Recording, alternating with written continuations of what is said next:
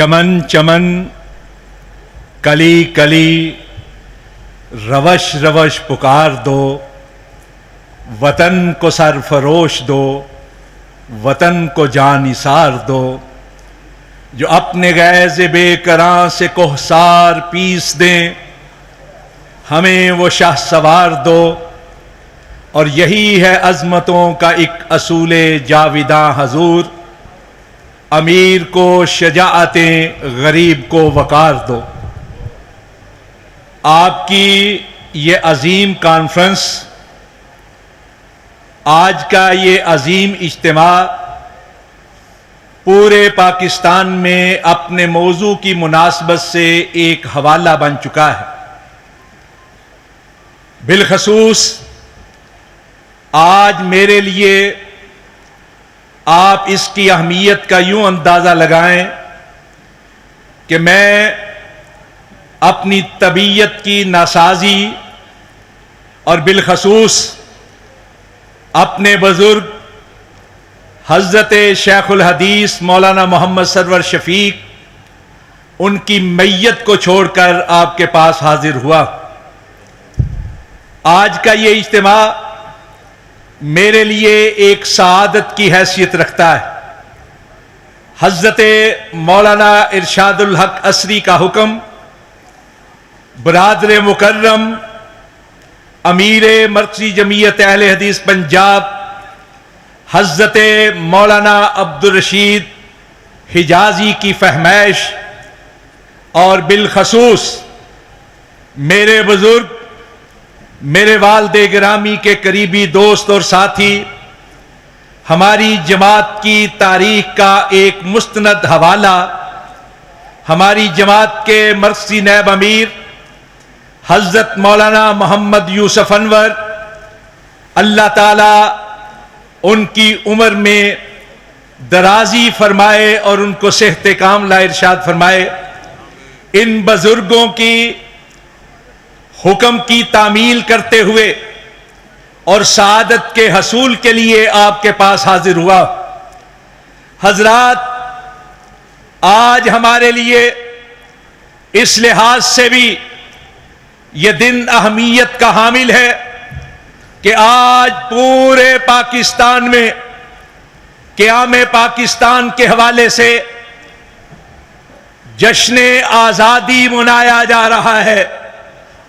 आज पाकिस्तान के गलियों कूचा के अंदर यह नारा उसी तरह गूंज रहा है जिस तरह पाकिस्तान बनाते वक्त गूंजा था कि पाकिस्तान का मतलब क्या?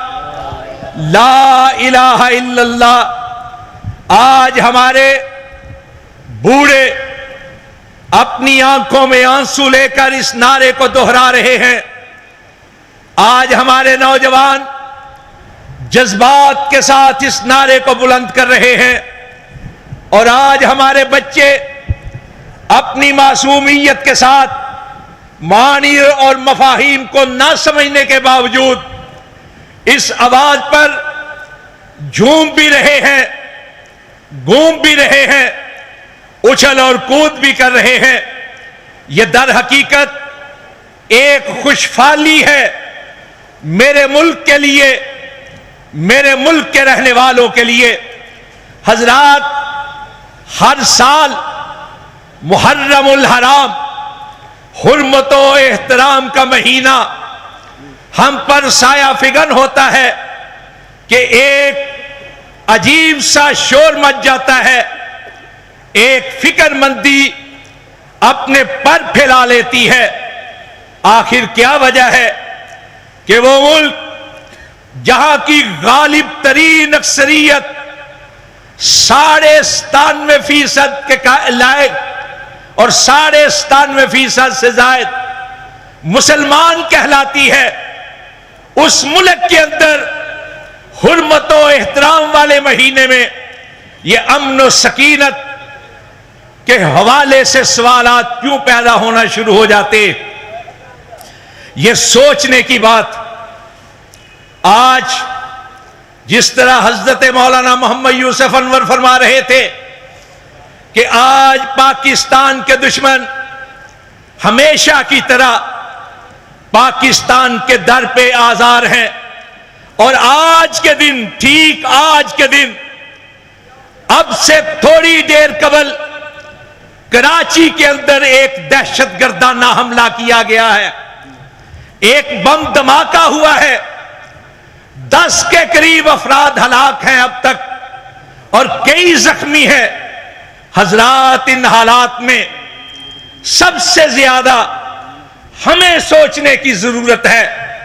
हम उन लोगों को कि जो पाकिस्तान के ऊपर अपना हक जताते हैं, पाकिस्तान बनाने के लिए अपने बुजुर्गों की खिदमत पेश करते हैं, हमारा सबसे ज्यादा हक है कि पाकिस्तान के क़याम के लिए अगर हमारे बुजुर्गों ने खिदमत पेश की थी, पाकिस्तान के इस्तेहकाम के लिए अगर हमारे बुजुर्ग दूसरों से आगे बढ़े थे, तो पाकिस्तान के तहफ़्फ़ुज़ के लिए, पाकिस्तान की सालमियत के लिए, पाकिस्तान की बका के लिए, पाकिस्तान के अमन अमान के लिए भी सबसे बढ़कर हमें किरदार अदा करना पड़ेगा।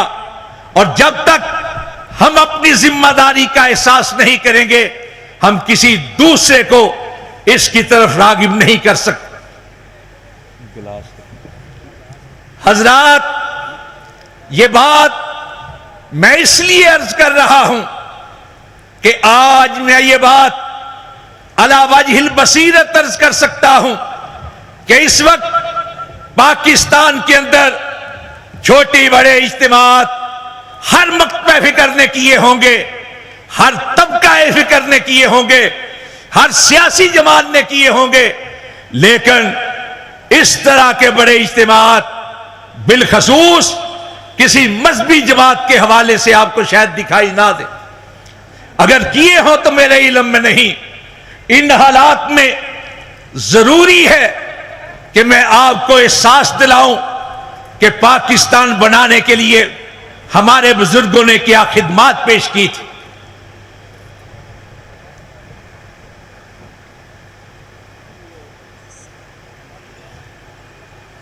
आप शायद नहीं जानते, आप शायद आगाह नहीं, पाकिस्तान की बुनियाद हजरत कायदे आजम मोहम्मद अली जिन्नाह के बकौल उसी वक्त पड़ गई थी जब इस धरती के ऊपर पहले मुसलमान ने कदम रखा था।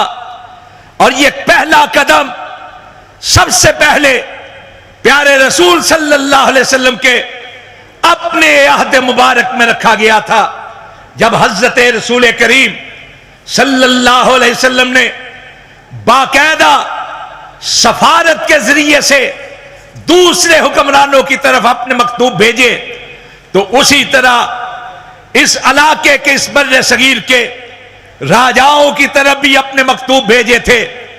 एक राजा जिसका नाम सरबातक हिंदी था, उसके बारे में तवारीख की किताबों में लिखा है कि प्यारे रसूल सल्लल्लाहु अलैहि वसल्लम ने हजरत सुहैब और दीगर सहाबा को भेजा था एक खत देकर सरबातक हिंदी के पास। और जहां तक बात है अरबो हिंद के ताल्लुकात की, तो इस बात को अगर समझना है तो काजी अतहर मुबारकपुरी की इस पर बसीत किताबें मौजूद हैं। यही नहीं, असहाबा के अंदर हजरत उम्मुल मोमिनीन हजरत आयशा सिद्दीका, सादिका मुसद्दका, तैयबा ताहिरा मुतहरा रजी अल्लाह ताला अन्हा फरमाती हैं कि मैंने सोने नबी सल्लल्लाहु अलैहि वसल्लम के पास दो ज़ात देखे थे। ये ज़ात का लफ्ज़ जो है दर हकीकत मुअर्रब है, तारीफ किया हुआ है जट के लफ्ज़ की, यानी रसूल अकरम सल्लल्लाहु अलैहि वसल्लम के दौर के अंदर यहां कदम रखा गया। फिर उसके बाद खिलाफत राशिदा के दौर के अंदर इस बर्रे सगीर के अंदर फतूहात का दायरा बढ़ा। हजरत उमर फारूक के दौर के अंदर मिकरान का एक बड़ा इलाका फतह हो चुका था। दूसरी तरफ हजरत उस्मान बिन आस रजी अल्लाह ताला अन्हो, हजरत मुगीरा बिन आस रजी अल्लाह ताला अन्हो और उनके साथियों के जरिए से बंबई के करीब मुसलमान असाकिर उतर चुके थे। हजरत उस्मान गनी रजी अल्लाह ताला अन्हो के दौर के अंदर बलूचिस्तान का एक बड़ा हिस्सा फतह हो चुका था और यही दौर है कि उसके बाद हज्जाज बिन यूसुफ ने बकायदा यहां छौनी बनाकर अपने असाकर भेजे और मोहम्मद बिन कासिम, जिनके बारे में यह कहा जाता है कि वह 17 साल की उम्र में सिंध में आए थे। तारीख के तौर पर यह बात सही नहीं, तारीखी तौर पर सही बात यह है कि जब हजरत मोहम्मद बिन कासिम को यहां भेजा गया तो वो आए थे मिकरान के इलाके के अंदर, 17 साल की उम्र थी।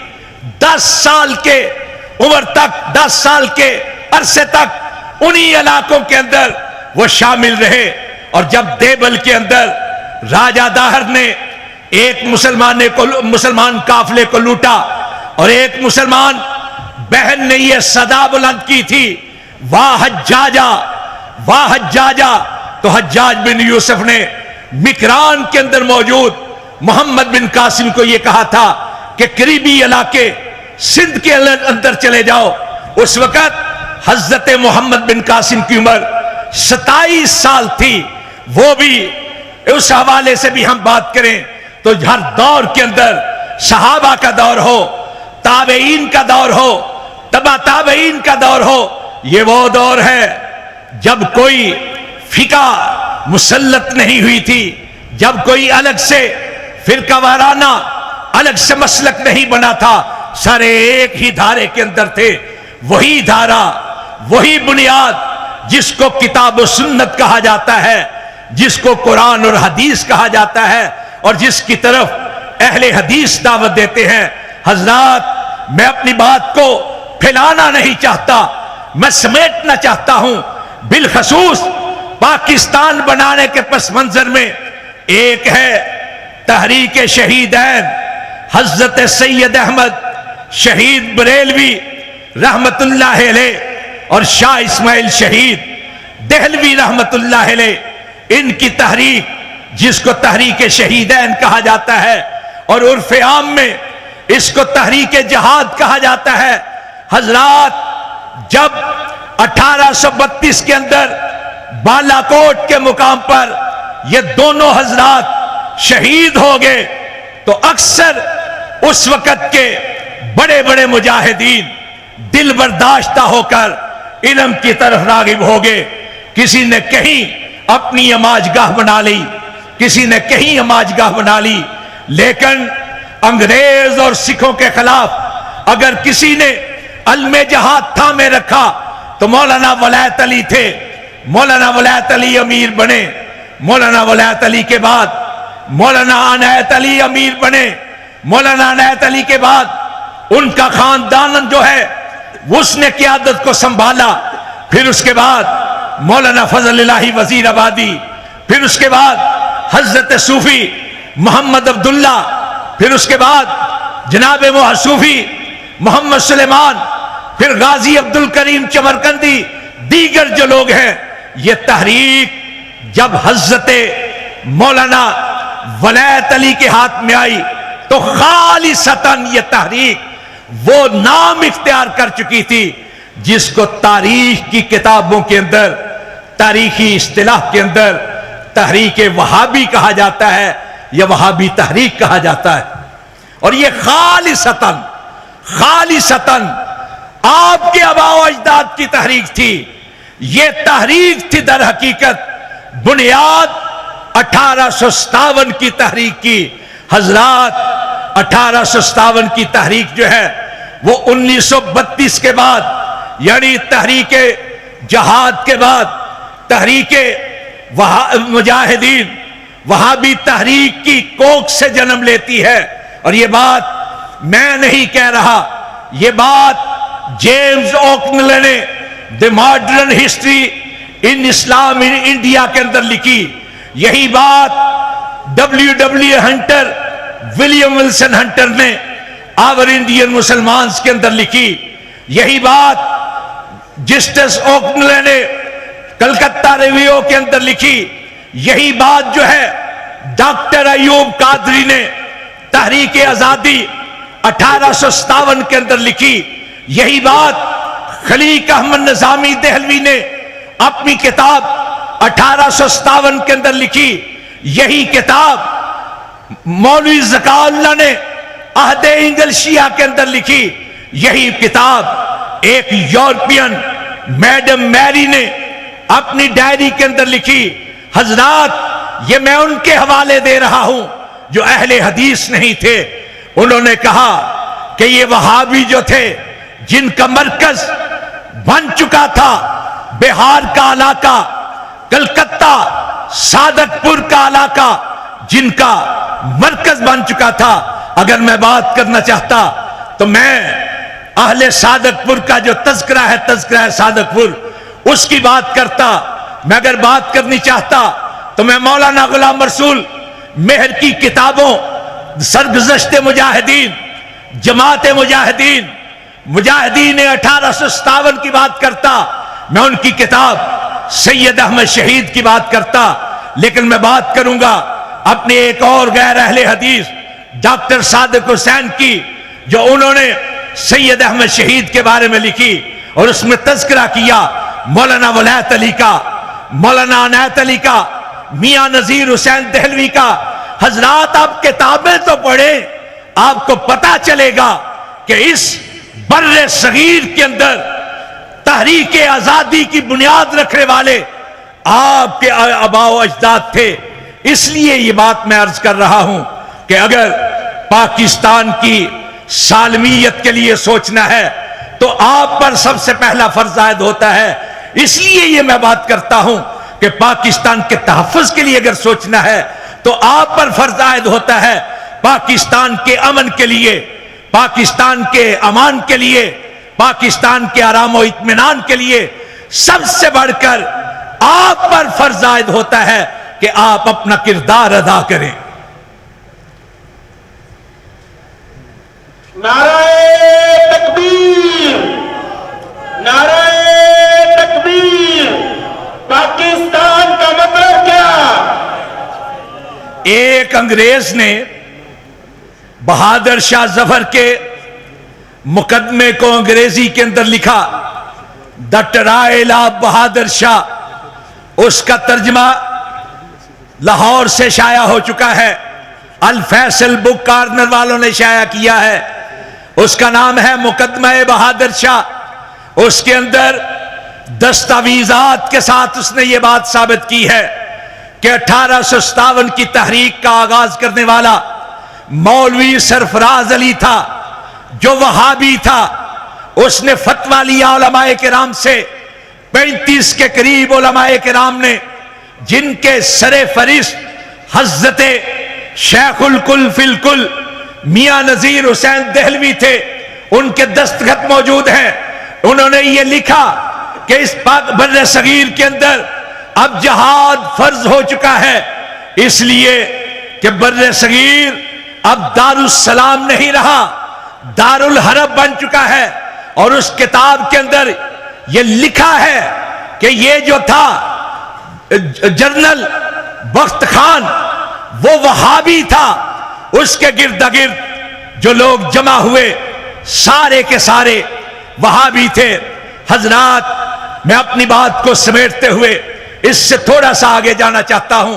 पंजाब सेक्रेटरीट के अंदर एक फाइल पड़ी हुई है, Punjab confidential, Punjab secretariat confidential annual report, file number 210।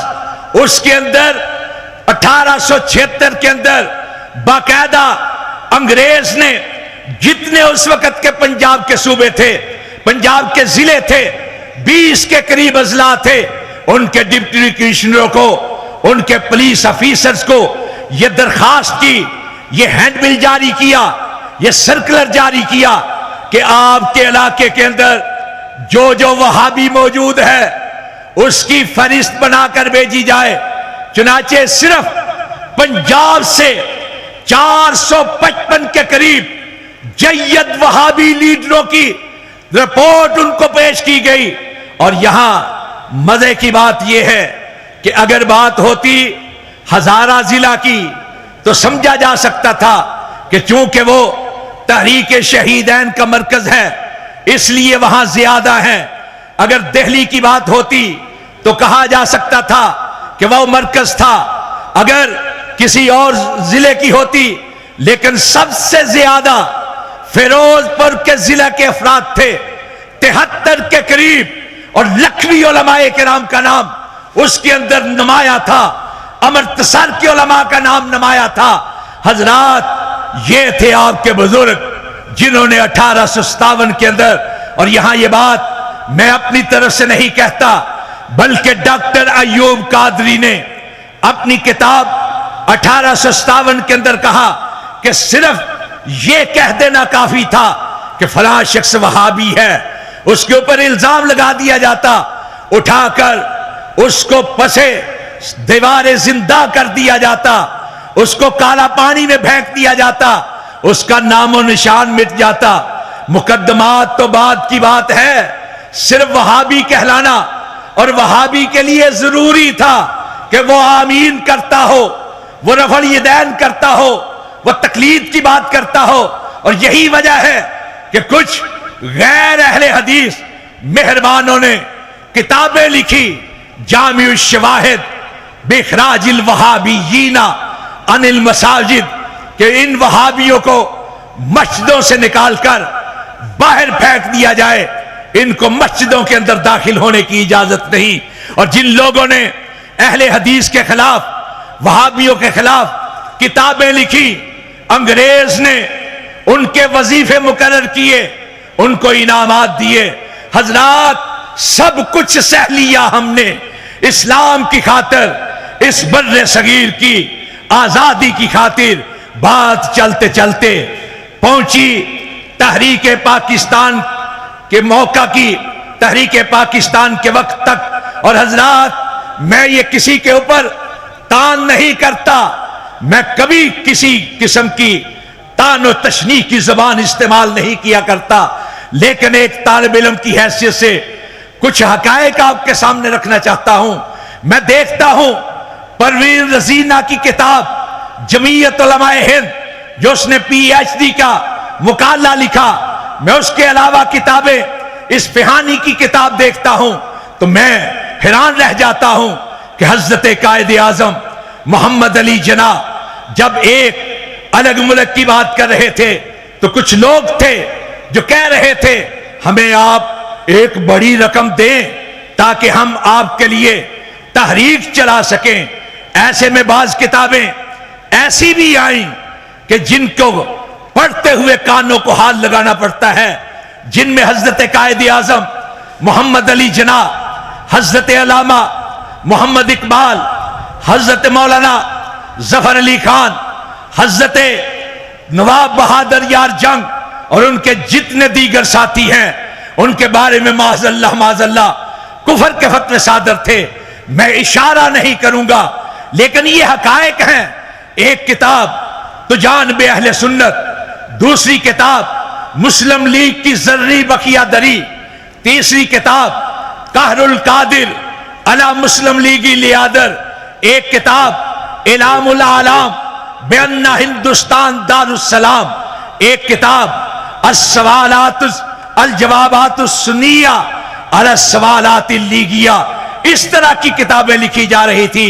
और दूसरी तरफ मिन हैसिल जमात सारे के सारे अहले हदीस उलमा मौलाना सनाउल्लाह मरसरी रहमतुल्लाह अलैह की क़ियादत में, मौलाना मोहम्मद इब्राहिम मीर सियालकोटी की क़ियादत में, मौलाना अबुल कासिम सैब बनारसी की क़ियादत में सिर्फ तहरीक अहले हदीस, तहरीक पाकिस्तान के लिए, मुस्लिम लीग की तहरीक की हमायत के लिए उन्होंने ऑल इंडिया अहले हदीस कॉन्फ्रेंस के होते हुए एक जैली तंजीम बनाई जिसका नाम था अहले हदीस लीग, और जगह जगह दौरा करके क़याम पाकिस्तान की हमायत की, तहरीक पाकिस्तान की हमायत की, मुस्लिम लीग की हमायत की, हजरत कायद आजम की हमायत की।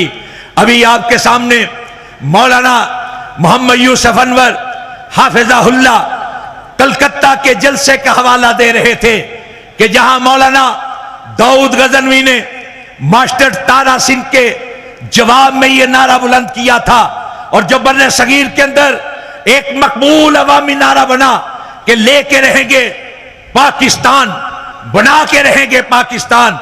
उसी मौका पर हजरत इमामुल असर मौलाना इब्राहिम मीर सियालकोटी ने हजरत कायद आजम के इंग्लिश खिताब के बाद यह कहा था, लोगों अगर बात नहीं समझे तो जान लो कायद आजम मोहम्मद अली जिन्ना दर हकीकत ये बता रहे थे कि पाकिस्तान का मतलब क्या, ला इलाहा इल्लल्लाह।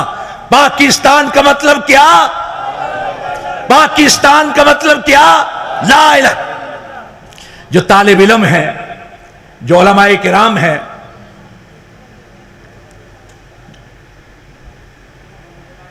मैं माजरत चाहता हूं, तबीयत मेरी नासाज है पिछले 7 दिन से, इसलिए पानी पी पी के मैं बातें आपसे कर रहा हूं। मैं ये अर्ज कर रहा था कि पाकिस्तान के क़याम की बुनियाद 2 कौमी नजरिए पर रखी गई थी। 2 कौमी नजरिए पर। 2 कौमी नजरिया क्या था कि जिस इलाके के अंदर हिंदू की अक्सरियत है वो हिंदू के हवाले कर दिया जाए, जहां मुसलमानों की अक्सरियत है उसको मुसलमानों के हवाले कर दिया जाए, ताकि इस बर्रे सगीर के अंदर अमन कायम हो। और हजरात सबसे पहले यह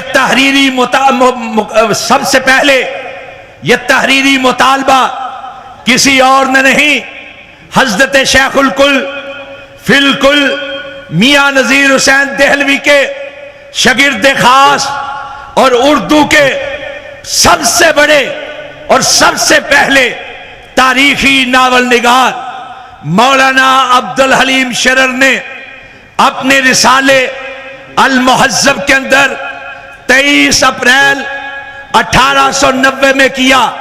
यह पर्चा लखनऊ में शाया हुआ और इसका हवाला नेशनल कॉलेज कराची के अंदर 2 नंबर शाया हुए, वहां से एक पर्चा शाया होता था, तर्जुमान नेशनल कॉलेज कराची का नाम था उसका, इल्म आगी। 1 नंबर शाया हुआ तारीख और तहरीक पाकिस्तान, और दूसरा नंबर शाया हुआ तहरीकात मिल्ली नंबर, उसको एडिट किया अबू सलमान शाहजहानपुरी ने।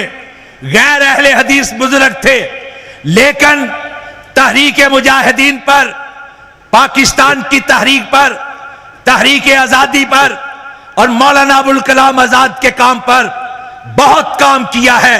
अल्लाह उनकी कब्र को जन्नत का एक बगीचा बनाए। उन्होंने ये बात लिखी कि सबसे पहले तहरीरी तौर पर मुतालबा मौलाना अब्दुल हलीम शरर ने किया। उसके बाद 1902 के अंदर स्टॉकहोम में एक कॉन्फ्रेंस मुनक्कद हुई, जहां बर्रे सगीर के मुख्तलिफ तबकात के नुमाइंदे शरीक हुए। उस कॉन्फ्रेंस के अंदर खैरी बरादरान भी शरीक हुए, और ये खैरी बरादरान तारीख के अंदर 3 भाई थे। एक डॉक्टर अब्दुस्तार अल खैरी, दूसरे डॉक्टर अब्दुल गफ्फार अल खैरी, तीसरे डॉक्टर अब्दुल जब्बार अल खैरी। तो इनमें से डॉक्टर अब्दुस्तार अल खैरी ने 1902 के अंदर कहा कि बर्रे सगीर के अमन का एक ही हल है कि हिंदू इलाके अलग कर दिए जाएं, मुस्लिम अक्सरियत के इलाके अलग कर दिए जाएं। और हजरात ये तीनों के तीनों भाई अहले हदीस थे। मौलाना अब्दुल गफ्फार अल खैरी आज से कुछ साल पहले फौत हुए हैं कराची के अल इरशाद जदीद के अंदर, और सहीफा अहले हदीस के अंदर उनके मज़ामीन कसरत के साथ शाया होते रहे हैं। फिर उसके बाद यही मुतालबा मुख्तलिफ अंदाज में लोगों के सामने आता रहा, और अभी मौलाना मोहम्मद यूसुफ अनवर बता रहे थे जलियांवाला बाग के अंदर 1919 के अंदर जब कत्ले आम किया गया, तो एक तरफ बड़े बड़े खानवादे जनरल डायर के हजूर और माइकल एडवायर गवर्नर के हजूर सपास नामे और दुआ नामे लिख रहे थे। जिनका नाम देखने हो उन बड़े बड़े बुजुर्गों के, उन बड़े बड़े खानका नशीनों के, तो वो देख सकते हैं तारीख की किताबों के अंदर। मैं किसी की तरफ इशारा नहीं करता, यह तारीख का एक बाब है। लेकिन उसी 1919 के अंदर अमृतसर के अंदर ऑल इंडिया मुस्लिम लीग का इजलास हुआ। हजरत कायद आजम मोहम्मद अली जिन्ना की सदारत के अंदर उसका जो इस्तकबालिया कमेटी बनी, उसके सदर मौलाना शेखुल इस्लाम हजरत मौलाना सनाउल्लाह अमरसरी रहमतुल्लाह अलैह थे। और मौलाना अमरसरी ने खुतबा इस्तकबालिया पेश किया था। हजरात, मैं इससे जरा बढ़कर आगे चलना चाहता हूं। 1924 के अंदर मौलाना जफर अली खान ने यही मुतालबा दोहराया कि हिंदू अक्सरियत के इलाके अलग कर दिए जाएं, मुस्लिम अक्सरियत के इलाके अलग कर दिए जाएं। फिर 1930 के अंदर इलाहाबाद के अंदर हजरत अल्लामा मोहम्मद इकबाल ने खुतबा सदारत पेश किया, जिसको तारीख पाकिस्तान के अंदर खुतबा इलाहाबाद के नाम पर पेश किया जाता है, जिसको पाकिस्तान की तारीख के अंदर तसव्वुर पाकिस्तान के नाम से याद किया जाता है। और इसी खुतबे की वजह से हजरत अल्लामा इकबाल को मुसव्वर पाकिस्तान कहा जाता है। हजरत अल्लामा मोहम्मद इकबाल अकेले नहीं गए, साथ अपने हम मकतब, हम जमात, अपने पीर भाई उस्ताद के एक उस्ताद के शागिर्द हजरत मौलाना इमामुल असर मौलाना मोहम्मद इब्राहिम मीर सियालकोटी को भी साथ लेकर गए। मौलाना सनाउल्लाह अमरसरी भी वहां मौजूद थे। और हजरात, मैं ये बात कह देता हूं, हजरत अल्लामा मोहम्मद इकबाल बड़े आजाद ख्याल थे, लेकिन ये उन्हीं का शेर है कि तकलीद की रवस से बेहतर है खुदकुशी, रास्ता भी ढूंढ खिजर का, सौदा भी छोड़ दे। और यही हजरत अल्लामा इकबाल, जिनके बारे में कहा जाता है ये अल्लामा शमसुल उलमा मीर हसन के शागिर्द थे। आप जानते हैं मीर हसन कौन थे? मीर हसन मौलाना मियां नजीर हुसैन दहलवी के शागिर्द थे, अहले हदीस के सरखेल थे। और जब आखिरी वक्त आया तो उन्होंने ये वसीयत की थी कि मेरा जनाजा सवाए मौलवी इब्राहिम के कोई और ना पढ़ाए। चुनाचे हाजीपुर के ग्राउंड के अंदर मौलाना मोहम्मद इब्राहिम मीर सियालकोटी ने ये नमाज जनाजा अदा की, जनाजा पढ़ाया। और हजरत अल्लामा इकबाल के इंतजार में जो वक्त दिया था उससे थोड़ा लेट हो गया। हजरत अल्लामा इकबाल को कोई गाड़ी नहीं मिली, तो वहां से ट्रेन के जरिए से पहुंचे वजीराबाद, और वजीराबाद से टांगे पर बैठकर अपने उस्ताद और रूहानी बाप हजरत अल्लामा मीर हसन के जनाजे के अंदर शरीक हुए थे। और हजरात, यहां यह बात वाज़ेह कर दूं, पूरे बर्रे सगीर की तारीख के अंदर आपको कोई आलिम दीन ऐसा नहीं मिलेगा जिसने बेयक वक्त दो किताबें तहरीक पाकिस्तान की हमायत में, मुस्लिम लीग और हजरत कायद आजम की हमायत के अंदर शरई दलाइल के साथ लिखी हो।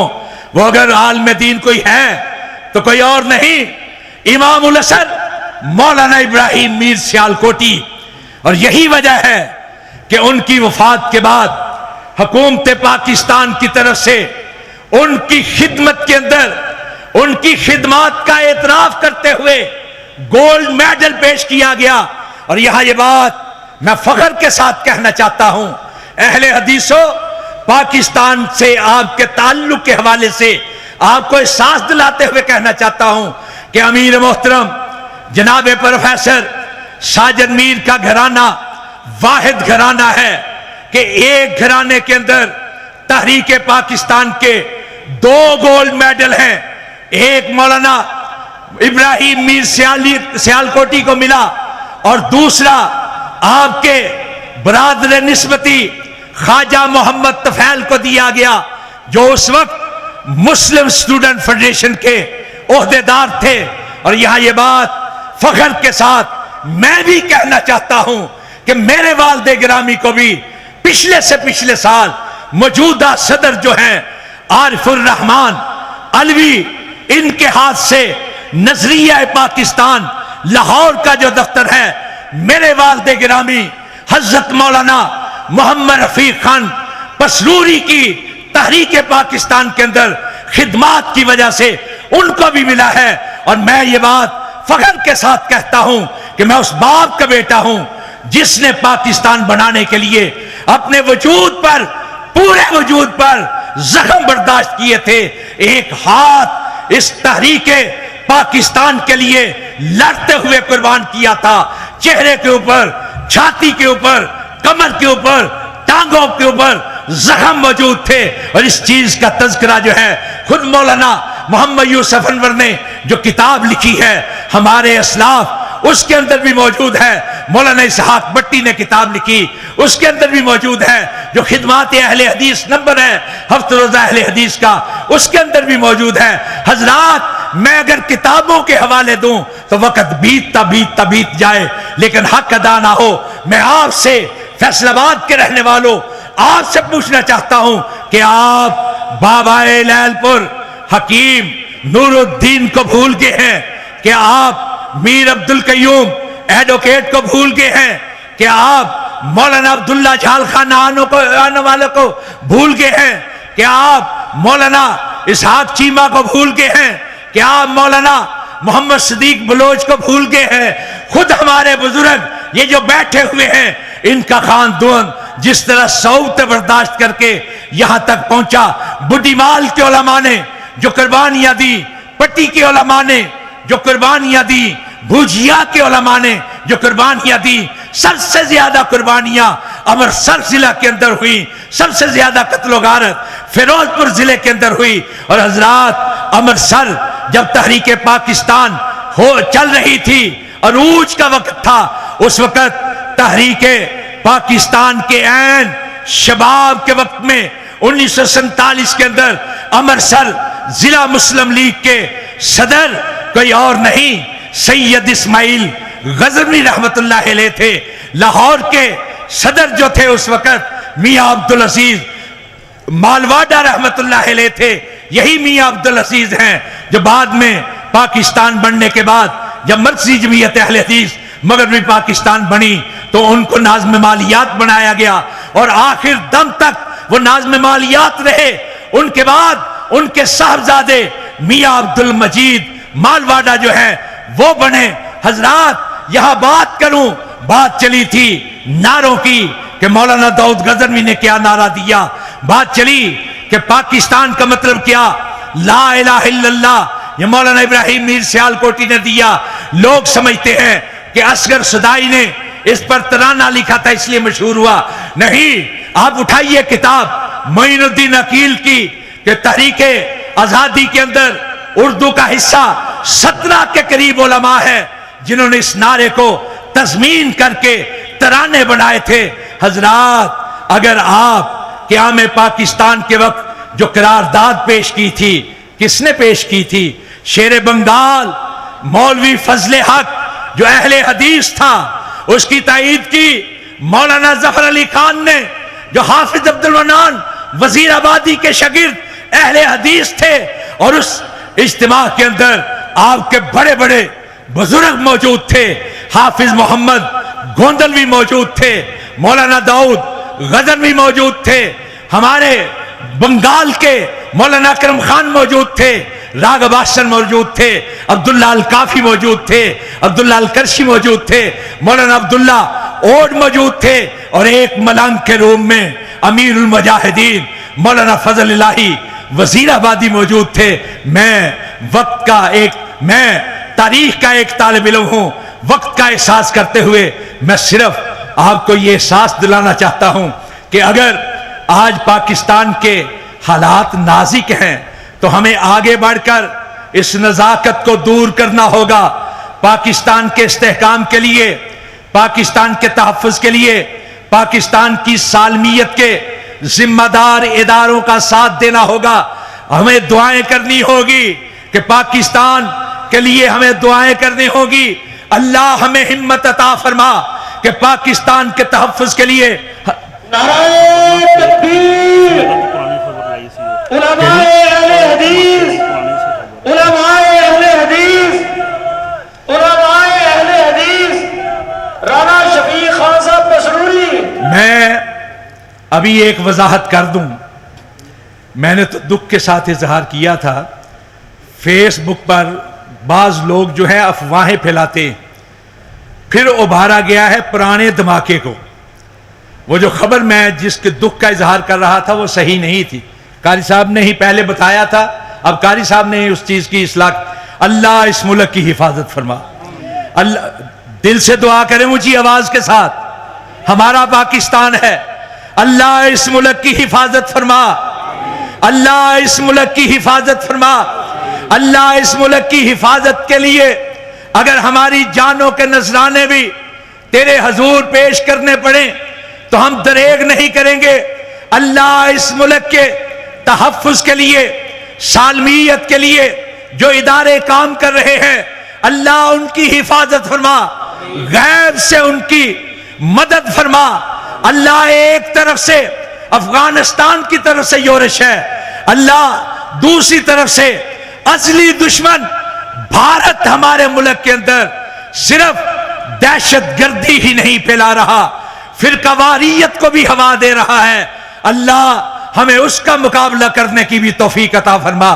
मैं जहां तक बात है मौजू की मुनासबत के हवाले से उलमा ने बात की, बातें होती रहती हैं, घर के अंदर होती रहती हैं, लेकिन हम दलाइल के साथ बात करने वाले हैं।